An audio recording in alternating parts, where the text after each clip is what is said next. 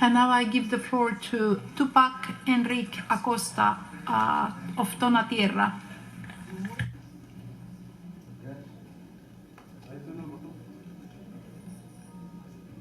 Good afternoon.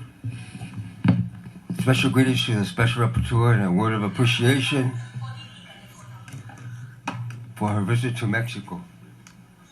At the moment, we would attempt to recall what Samir Flores might have to say to this body, to this assembly.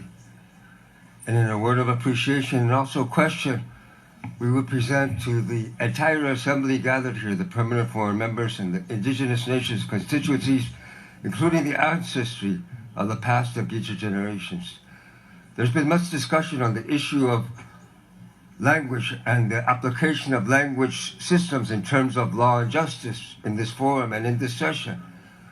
There has been no conversation or discussion as far as how the concept or the articulation of mandate itself could be brought into question for the purposes of a dialogue, an intercultural dialogue, a conversation. And the clarification must be made, and then I will submit the question for the body. When the indigenous nations and peoples are being subjected to genocide and colonization, there is not an opportunity for a conversation. There's not an opportunity for a dialogue. There's not the proper venue for a forum.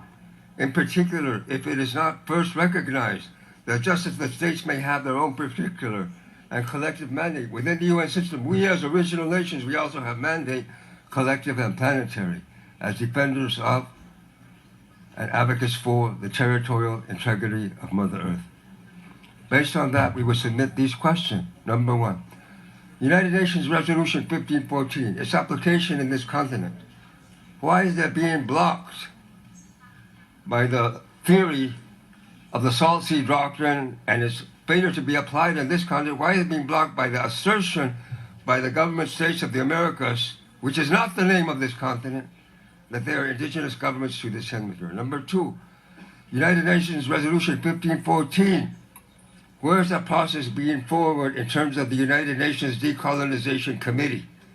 Where are the three deliberative bodies that have been mentioned in this session, where they have addressed the United Nations Decolonization Committee? And when will we may see the United Nations Decolonization Committee come to this body and make a presentation about the application of what the United Nations Permanent Forum itself called for, namely the repudiation of the doctrine of discovery in this continent and around the world. I leave you with that. Thank you so much.